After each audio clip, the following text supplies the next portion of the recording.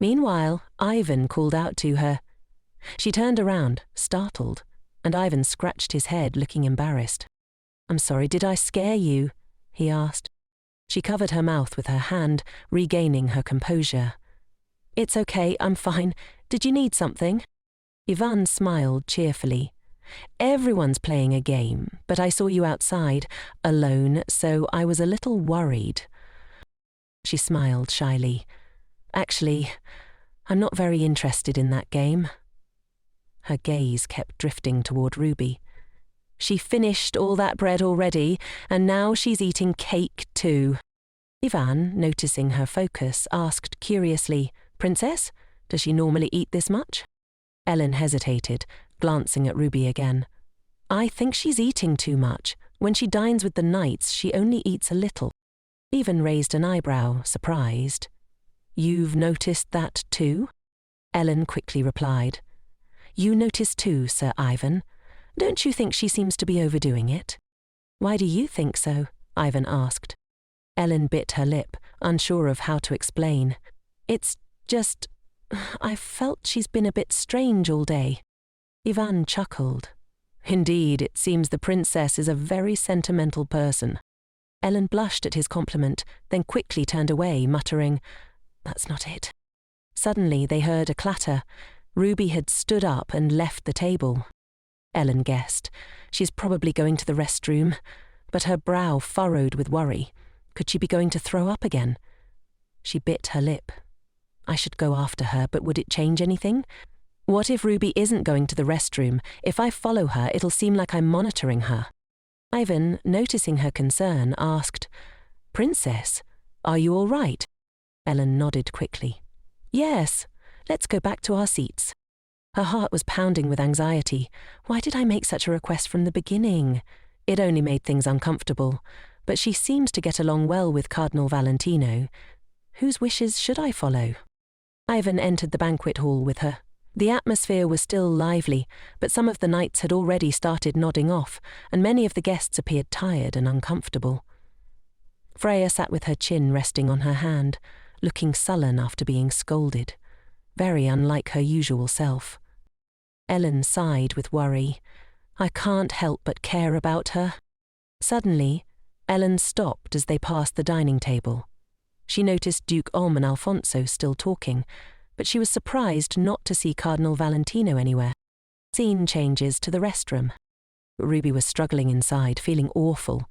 She couldn't believe she had eaten all that food so quickly. "I'm such a fool. My stomach hurts so much." She walked out, her steps heavy. "Anyway, just a little longer and I won't have to see Cesar again. I have to endure it." Suddenly, Cesar asked her with concern, "Are you all right?" He stood with his arms crossed, looking at her. She was startled and embarrassed, but quickly reassured herself. "It's okay. Cesar knows absolutely nothing about my eating disorder. I just need to not show fear and pretend nothing happened. I ate too many sweets, so my mouth feels a little uncomfortable," she said, trying to cover up. He nodded. "That makes sense. It's been a long time since I've seen you like this." She looked at him in surprise. "Seen me like what?" "Seeing you eat so much. This is the first time I've seen you eat this much since you were little." Ruby muttered under her breath, "What? Is he really drunk?" She quickly said, "I always eat properly." "No, after your serious illness 3 years ago, you've always eaten very little," Chessa replied, recalling her past. He occasionally brought up memories from their childhood, and Ruby realized he seemed to remember everything about that time. She cheerfully responded, "I'm just trying to eat less. It's a trend." Chessa felt confused. "Did I say something wrong?" He reached out and touched her hand gently. "No," he continued, caressing her hand. "That ring, that guy, doesn't wear it. Why are you wearing it?" Ruby froze. "When I wear this ring, I feel like I don't have to go back to Romania." She couldn't bring herself to say it, even if her life depended on it. Instead, she muttered, "I just like the design of the ring, that's all." Cesar shrugged. "It's not even that pretty." He paused, his expression darkening. As I thought. He definitely doesn't love you, otherwise he would never let his wife wear a wedding ring alone. Ruby's face grew gloomy, and she quickly tried to change the subject. Forget it. I just heard something interesting. What's interesting? Chesa asked, his curiosity piqued. Ruby's face tensed. I heard this villa has an interesting place, right? Since I'm here, I want to see it too. Ruby, can you take me there? The garden your husband made for you. She led him into the garden. He was happy and excited, strolling beside her hand in hand, looking very intimate from afar. Ellen, hiding in the bushes, watched them. She thought, I don't know what I'm doing here. Ellen had been following them ever since Cardinal Valentino left his seat. She had unconsciously trailed after him, and now she was watching Ruby and Chesa walk together like this. Am I doing this because of Isaac's request, or was it because Ruby's actions have been strange from the beginning? Maybe I'm confused. Otherwise, why am I doing this at my age? At that moment, Ivan arrived behind her, calling her name. She was startled to see him there. If I didn't know who you were, I'd think you were following me, Ivan remarked casually. Ellen quickly shook her head. How could that be? She confessed. I have another target to pay attention to today. Ivan raised an eyebrow. Did my brother ask you for a favor too? Ellen nodded. Yes, it seems the content of the request you received is similar to mine, but if so, why did he even participate in the competition in the first place? I don't understand. If he just stayed by Ruby's side, everything would be fine. Ivan rested his chin on his hand. I'm guessing it's for the glory. There are so many fame-seekers, and Isaac probably thought that if he had that title, no one would dare treat his wife casually. Ellen slowly nodded, understanding. Ivan continued. Who in the world would go that far for their wife? He always overdoes it. Ellen said softly, if Ruby knew I was doing this, she would be very upset. Ivan smiled gently. You feel that way too, huh? Ellen sighed. Isaac is the source of everything, so don't worry too much. She shook her head. But my brother didn't tell me to follow her like this. Ivan stood up and offered her his hand. Then we have to confirm it ourselves, right? From now on, pretend to stroll with me. Chesa, meanwhile, was marvelling at the garden. What's over there, Ruby? Do you play there? Ruby quickly refused. Princess Aaron and her friend often come here to play, so I left it here. She felt anxious and worried. It seems like she's quite close to you, Ruby thought. He calls the princess that. Maybe she likes coming here because it's her relative's house. Cesare said. A noble like Lord Ompto acknowledging a half-blooded bastard as a relative. Scene changes to Ellen.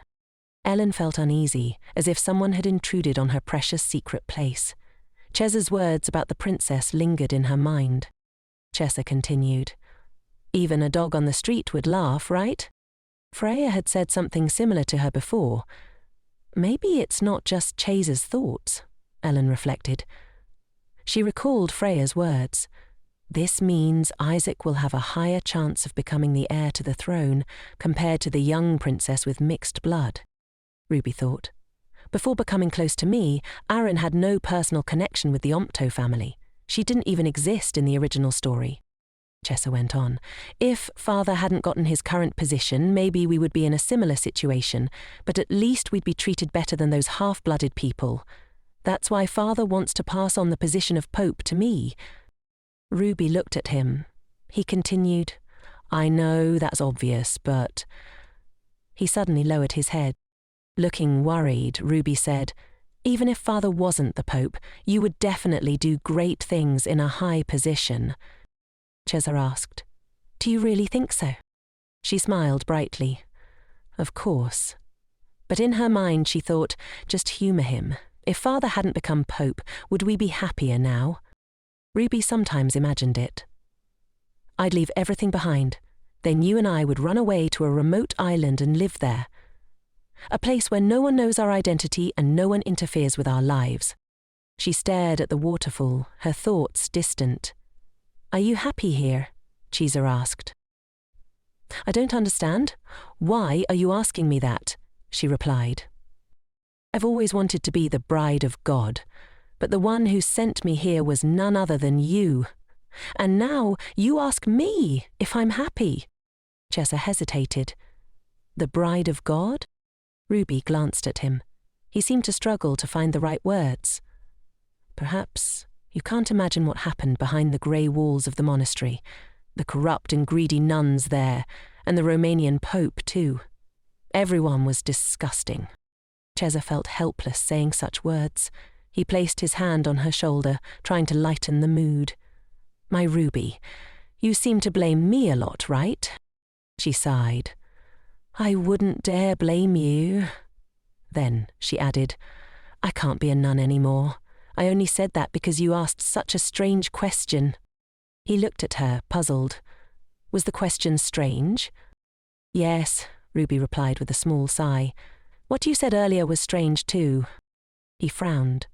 What did I say? You said you wanted to give up everything and run away with me, she answered, her voice soft. The scene shifts to Ellen and Ivan in the garden. Ellen gently took out a handkerchief and wiped his hand. I didn't even notice when the wine got on my hand. He stared at her for a moment, then scratched his head, embarrassed.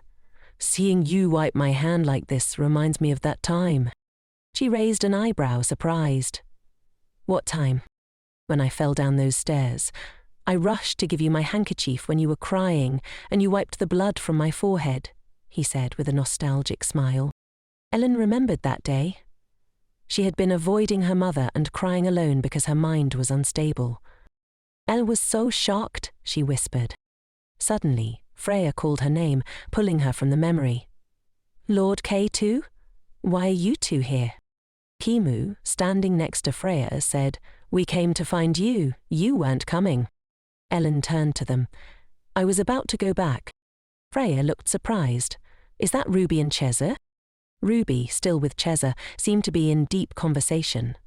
Cheza spoke up, his voice low.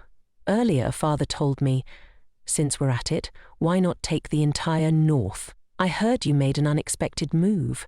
If you surpass even the Duchess and become Queen of Britannia, even the arrogant north will have to bow down. Ruby looked bewildered. What? Only Father would come up with such ideas.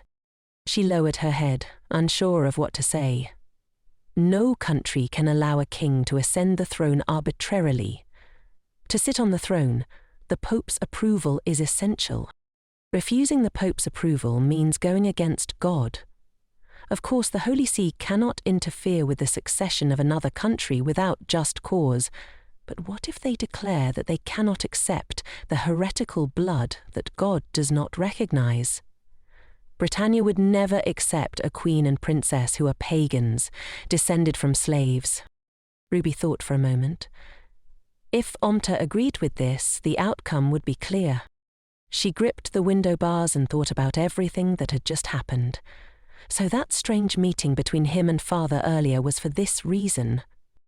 Her heart was pounding. Cheza said, With Bora backing us, it's not impossible. Ruby, do you want to become queen? Ruby's thoughts raced. If I accept that offer, can the ending in the original story that I've been worried about all this time be changed? She remembered the ending of Alenia, the one she had been trying to change. But if that happens, what will Aaron's fate be? And does Isaac really want the throne? I don't know, Ruby replied quietly, her voice uncertain. But if that happens, I'll never be able to go home. Cheza placed his hand on hers. That's right. So actually, I don't want to pressure you. Ruby was surprised. What? His hand intertwined with hers, and he said softly, But Ruby, are you really happy here? Is that why you offered your body to become his consort? Answer me. She looked at him, her voice trembling. Why are you suddenly asking that? Cheza continued. No matter how you look at it, it seems like my sister doesn't want to go home anymore. Ruby's heart sank. No way, she stammered. You've responded to the temple's call with silence all this time, Cheza said, his tone growing sharp. Why? Because everyone in my family always suspected me, my husband too? He placed his hand on her shoulder comfortingly, but his voice held a note of frustration. "No. If you still remember me, I'll do everything I can to contact the temple. You shouldn't have sent those deceitful letters." His words cut deep. "Is life here so happy that you easily forget someone like me? Or have you been blinded by the sweet illusions he created?" He pleaded, his voice breaking. "Answer me, my dear sister." They talked for a long time by the fountain. Finally, Ruby spoke, her voice quiet but firm. "Brother, what's the point of all that now? My husband treats me very well." Cheza's anger flared. He let go of her hand and held his head in his hands, chuckling bitterly. "Everything you said was a lie." He looked at her with cold eyes. "You just want to live here with him." Ruby tried to explain, but he interrupted her. "I told you. He'll abandon you in a heartbeat. I tried to tell you that day, but I didn't think you'd forget it so quickly." He tried to persuade her, his voice filled with frustration. "There's no other way than for you to realize it yourself." Ruby closed her eyes. Then, unexpectedly, he kissed her deeply. Ruby felt like she was falling into the darkest pit of her life, trapped in the delusion that Cheza would hurt her, as he always had. But this kiss was different. This was beyond expectations. It was punishment, a fool's punishment. Afterward, Cheza gently placed his hand on Ruby's empty cheek. "Just you and me," he whispered, before abruptly leaving. Ruby stood frozen, her face pale with fear. She glanced around to see that other royals had witnessed everything. Ellen and the others looked at her with shock. Ruby's heart clenched. Did Cheza know they were watching? Earlier he had emphasized that he would let Ruby figure things out for herself. This was what he meant. As the pressure of the situation weighed on Ruby, she clenched her lips, preparing for the storm ahead, but instead of facing it, she hurriedly left. She knew more than anyone that only she could save herself. Her steps quickened, and sobs escaped with each breath. Ruby ran faster than before, her panting echoing through the hallways. Her footsteps became louder, filling the empty corridors. Meanwhile, Freya was shocked. The rumors circulating these past few days, they were true. She wanted to report this to Isaac immediately, but Ellen, with an angry expression, stopped her. "Everyone, get a grip," Ellen snapped. "Do you think keeping quiet will solve this? We not only need to report this to Isaac immediately, but we also have to handle this carefully." Ellen turned to Freya and the others. "This is a family matter, so please keep quiet." The prince beside her seemed hesitant to speak, but after a moment he did. "Your Grace, we agree to keep it a secret until Isaac finishes the match, but after that the festival won't end tomorrow. We also have to consider the possibility of leaks during the festival." Ellen fell silent, her mind racing with thoughts of what to do next. She suddenly thought that if Isaac knew even a little bit about what had just happened, she couldn't imagine how he would react during the festival. Cardinal Valentino would stay in A.R. Randall, and if Isaac were to get angry, that alone would be enough to cause chaos in this place. But not only were officials of the Holy See present, but also distinguished guests from all over the world gathered here for the match. If there was a slip-up, not only would Al's honour be damaged, but Britannia's situation would become chaotic as well. The prince spoke up. "I know what you're thinking. There's no reason for you to bear that burden alone.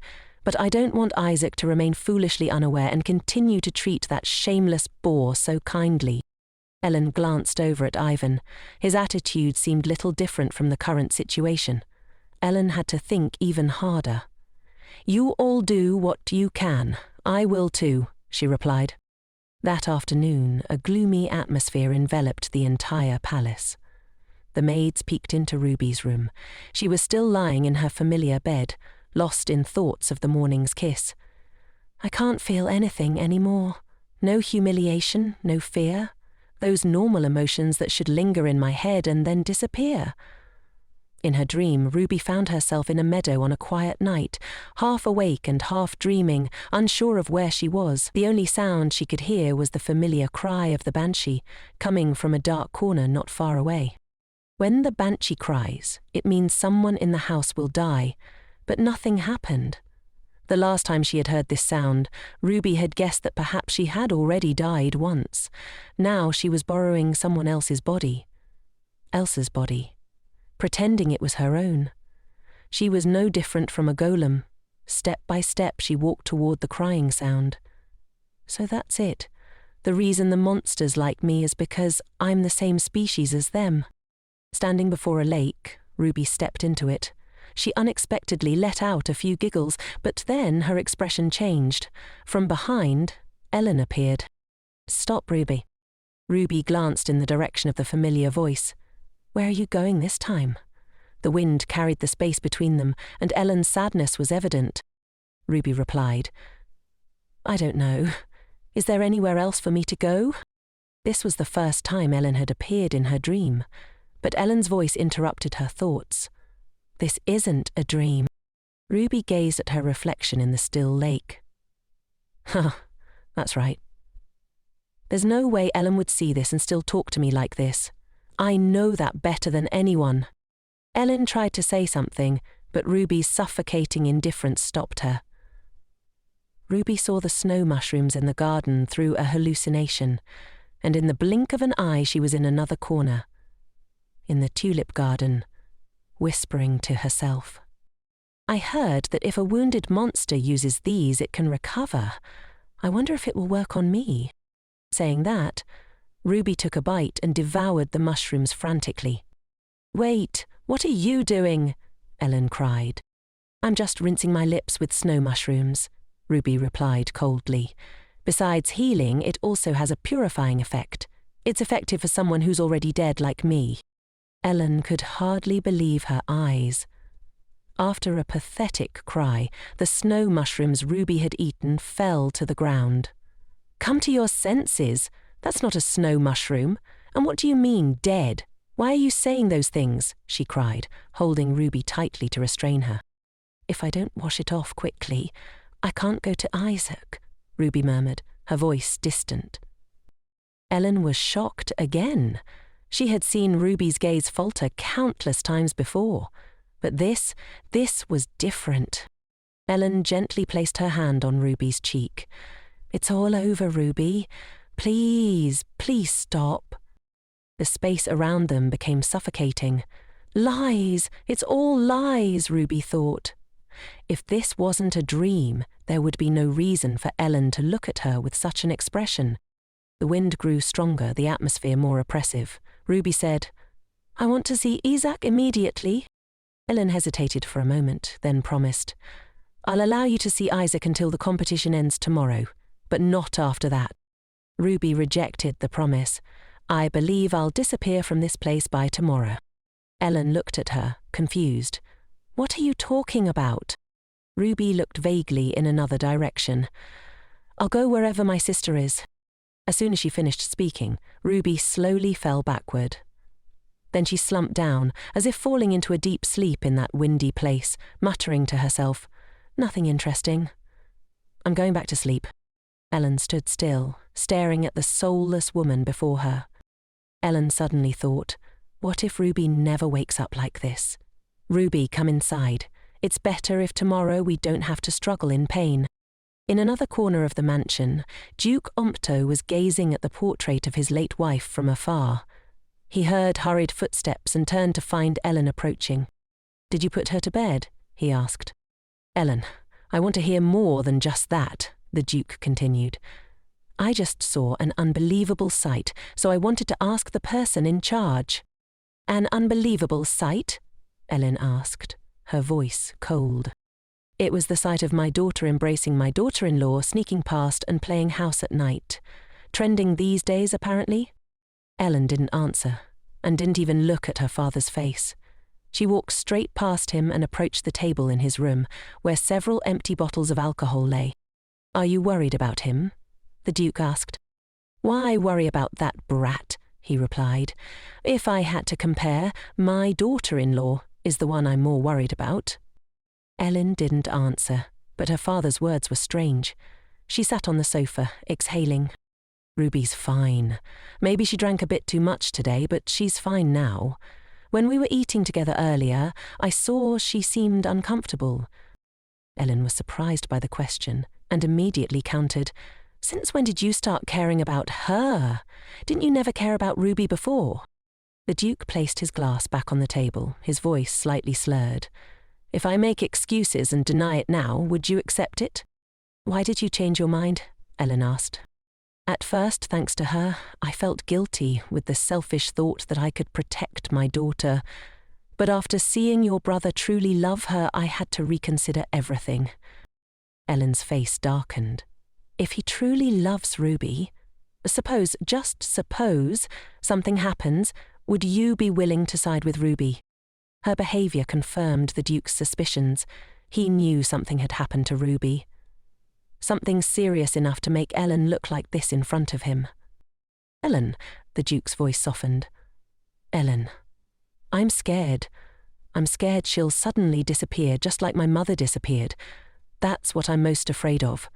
I felt guilty before too, but I never thought the fear of her leaving would be this great. I always see my mother in her eyes, and I have to try my best not to let this tragedy happen again. I don't know what to do or how to do it." After a moment of tense silence, the Duke spoke again. "You look too worried. You two have always been the same. You always keep everything bottled up, no matter how sad you are. So, I just want to say this. The person you need to worry about isn't your brother, but your sister-in-law." Ellen's eyes widened in surprise. "No matter how much a husband shields everything, if the wife doesn't open her heart, it's useless," the Duke said. "Like me and Isaac." It was now the final day of the competition. Ruby, trapped in her tangled thoughts, would rather have been blinded by the sun than face the reality of the situation. Beside her, Cesar glanced at her. He seemed indifferent, pretending that nothing had happened the previous day.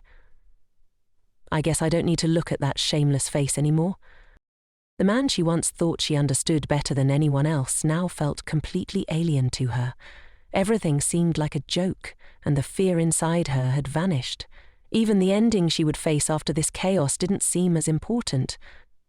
Isaac must have heard about what happened yesterday. After all, there were so many witnesses. Even if Ruby didn't say a word, they would interpret everything and tell others as always. Perhaps that suits them well. Ruby had been silent for a while, still unsure of what she needed to do. She was simply too exhausted. The stands began to buzz.